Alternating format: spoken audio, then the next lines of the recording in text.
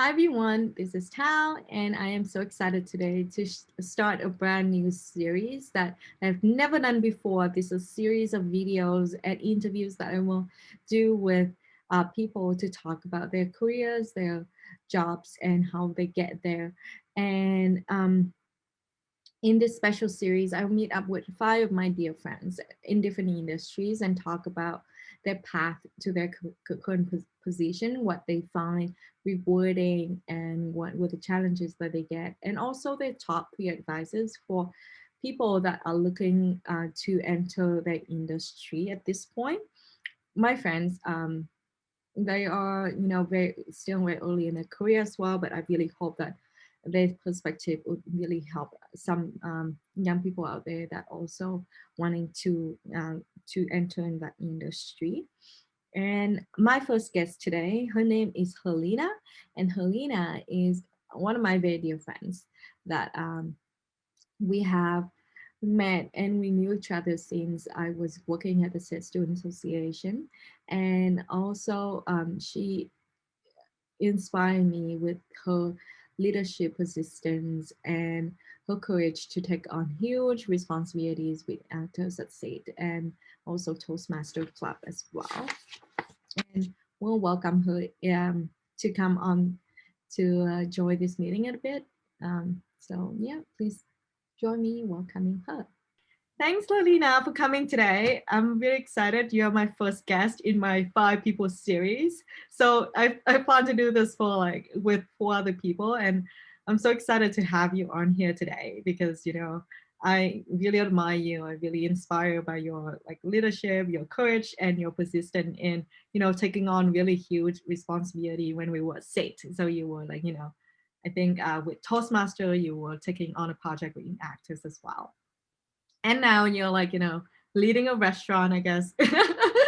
To yeah, like it's the different environment now, that you're working for a profit organization as compared to nonprofit in the past. But again, I think the impact that you're having on the society through your job is really amazing, and I really admire that. So yeah, I already did the introduction, so now I'm just gonna go straight into, the questions that I have for you. But first, can you introduce yourself, please? Hi Tao, thank you again for inviting me for you become your first guest. I'm so excited and I'm nervous too. Hi, my name is Herlina Siagan. For those know me, I'm from Indonesia. I moved here about like 6 years ago. Wow, time flies. 6 years ago. So I moved to Canada. I joined. I graduated at SAIT. That's where we met. I met Tao. We used to in the enactors together, and then throughout my academic year, I basically volunteer for SETSA, volunteer with enactors, and Toastmaster. From there, it's actually gaining me my confidence to actually like move forward in Canada. Now, right now, I'm just working as manager on the one of the restaurant in Calgary. That's awesome. So you're talking about you being the manager in a restaurant in Calgary. So can you talk a little bit about that industry and how you get into this position, and yeah, so like your career path basically so far. My career path is actually like so funny because I grew like I started in Canada from like the lowest point, which is like just cashier in Tim Horton. And like cashier in Tim Horton, basically you have to do everything, like from taking orders, making coffee, and then like doing the sandwich bar, everything. Now I started from like that during the academic year for 3 years.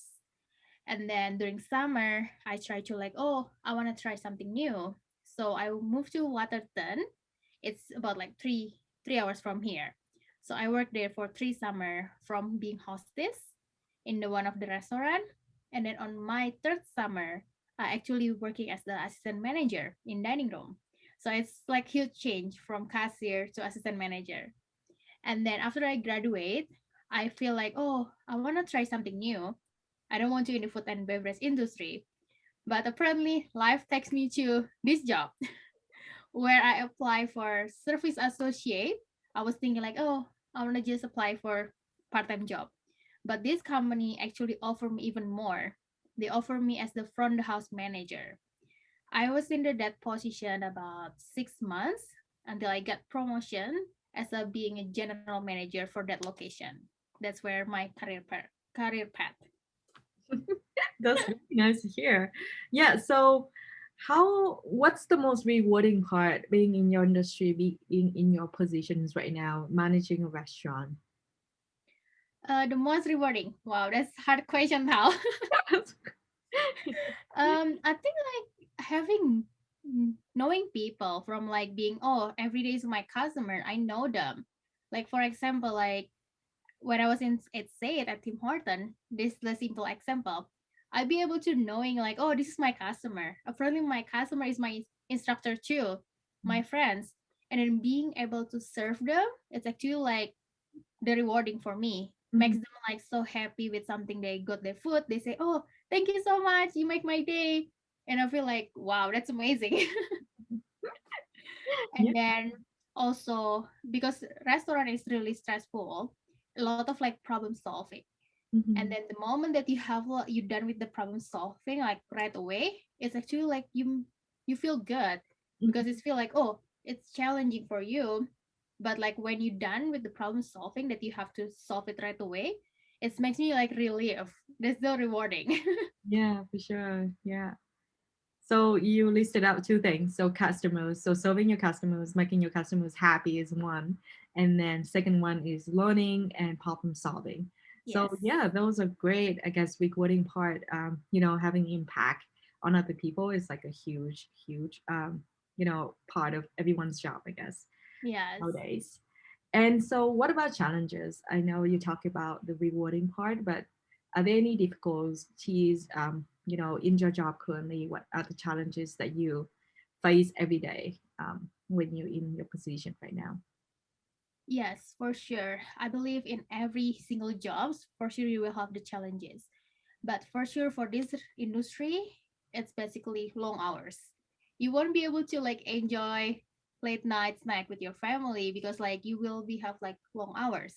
It's Mm-hmm. gonna be hard for you to actually like, oh, holiday and you have to working on the weekends. It's that's the challenges for me. Mm-hmm. But like at the end it's gonna be like you be able to like have a day off even though like rarely. And then working in the restaurant is like under pressure for sure, because like for example if you have like bad days for example, and then you met one of the customer that unhappy customer, you have to still have like good attitude toward them. Yeah. You cannot be like, oh, you get mad at them because you having had a hard time and then you just like explode it to them. You can, you have to like really have like self control to actually have a good attitude to serve them even though you have a bad day. And then I think for me also like the challenges, because like it's not gonna be the same every day. Mhm. Every day not gonna be like you cooking this and then you serve customer happy. No, but you're gonna have like something like happens, for example like the COVID.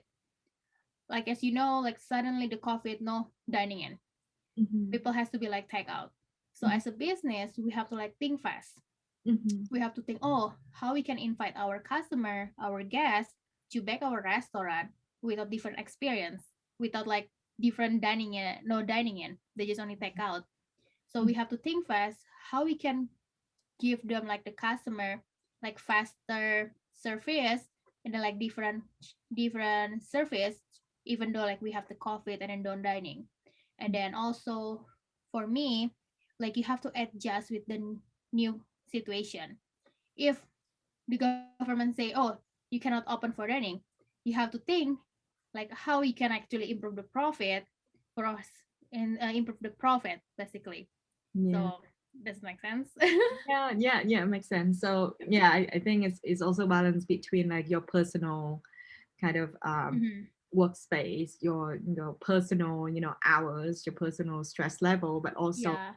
balance it out with the business common goals, which is making a profit. So for sure, it's it's on two different levels, right? Yeah. Yes. So yeah, no, I know that restaurant industry is for sure facing a lot of difficulties at this Hmm. point due to COVID-19, and yeah, I really hope that things will get better a little bit soon, and Yeah. hopefully next week February 8th. I think people can start dining in. Yeah, we can dining So, in I think on the February 8th. so hopefully, yeah, that will Mm-hmm. help boost the business a little bit. And I come by. Yeah.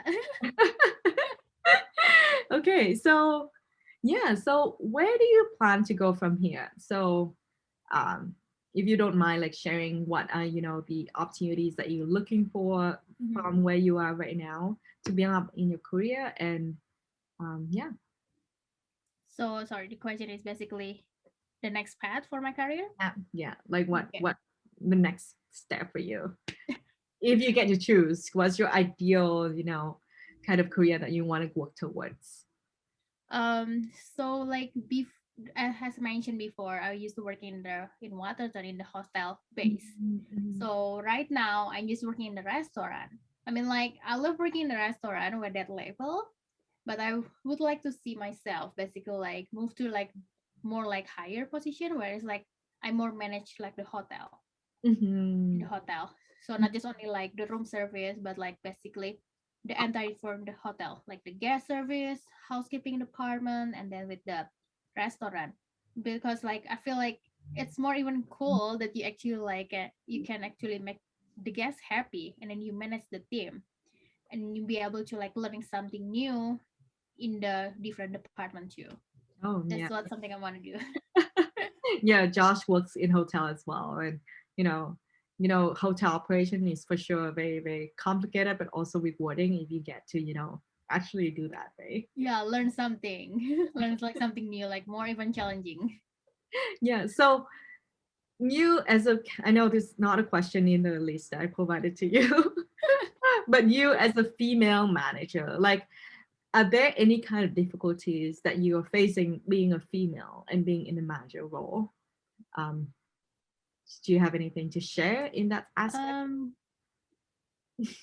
yes, actually, like this is something like insecure too for me because like the mindset like female in the leadership basically like sometimes like the male can you look at you down.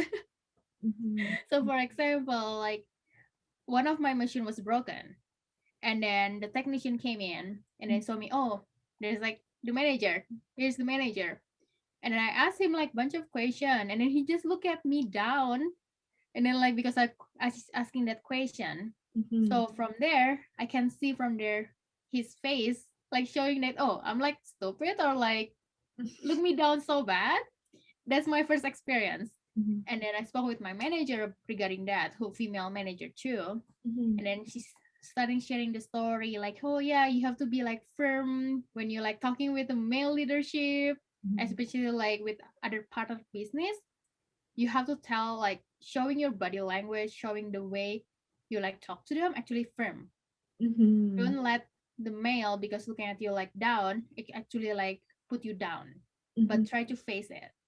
So Yeah. after that conversation with her, I actually like I have the second partner with the male leadership or male like manager last time. I actually like did that. When he started like looking me down, I'm like firmly like say this question, firmly like say something like how to like solve a problem. And then he actually like, wow, he never looked me down after that. So Yeah, but for sure, like the female is gonna be hard on the leadership.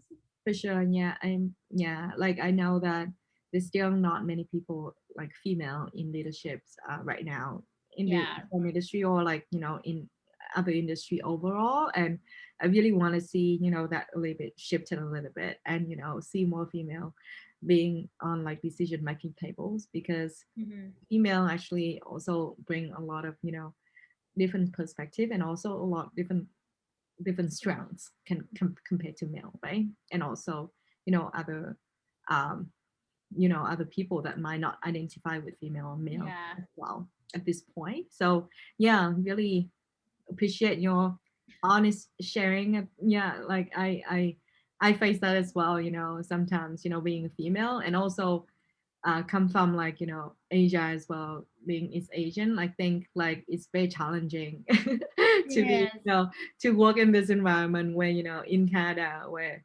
Asian and other races are still considered a minority. So Yeah, especially when you have the English is your second language and mhm, then you speak with like native. they're Yeah. gonna be like, "What are you talking about?" Yeah, So for it's like sure. Yeah. huge part. It's Yeah. huge part where like we have the miscommunication too, Mm. especially with like between female and then male leadership, and then at the end like we have conflict. But like the thing is like again, we just have to like face it, try to get the bridge, and then like solve the problem Yeah, together. like try to, even just over communicate so that Hmm. we understand each other, right? Yes. And yeah, like I always try to own, who I am. And yeah, English is my second language. I'm a female. Is I think Southeast Asian, right? Yeah, we're both Southeast Asian because I'm Yeah. Indonesian. So I just own who I am and just, go with it and try to, yeah, like communicate as clear as possible. If even if we have misunderstandings or mistake or anything, then we will together Yes. solve it. And I think that's like the best way to collaboratively work together to achieve something that we want together. And yeah, it's difficult, but it's workable. Yes, for And sure. move it. Okay, so last but not least, this is last question. Thank you so much for everything you've shared so far. So, if you get to give your top three advices for people or young people or anyone looking into entering your industry at this point or like something similar to your position, what would you give to them? The three top advice. I think for me it's be persistent. Don't worry, like don't be afraid to start from the bottom, Mhm. but try to like learn from the bottom because it's gonna help you a lot to throughout your career. People will see you, oh, this person is bring value. For example, like for if you like joining non-profit organization as a volunteer, you don't get paid for that, but you putting yourself, your value, your timing to actually like success in the project. And then in the mean, when you applying for a job, the human resource manager basically can say it like, oh wow, this person is really persistent persistent with like even though they don't get paid, but they be giving like 100% of their self to actually like volunteer. Mhm. So the manager can see, oh, if I get paid, if they get paid, they gonna give them, it's gonna be like even more, so they say could bring value for the company. The other thing is also being proactive, being proactive with like new things. Don't be afraid to to challenge yourself to actually like learn something new. It's gonna helping you a lot in the future, even though you're not right now. You don't know what's going on, but in the future when you're like facing those challenges, you're gonna see, oh, I did learn this what accident by accidentally, and now like I know what's going on. So Thank you so much. And yeah, being my first guest, thank you for being my first guest because it's, I know this is something new for me as well. And really hope that it's gonna turn out well when I like put everything together. But yeah, it's thank you for, sharing all your experiences. And I really wish you a lot of luck and achievements in the future within your career and also to, not just having impact on yourself, but on, the society and other people in the society thank as you. well. Thank you.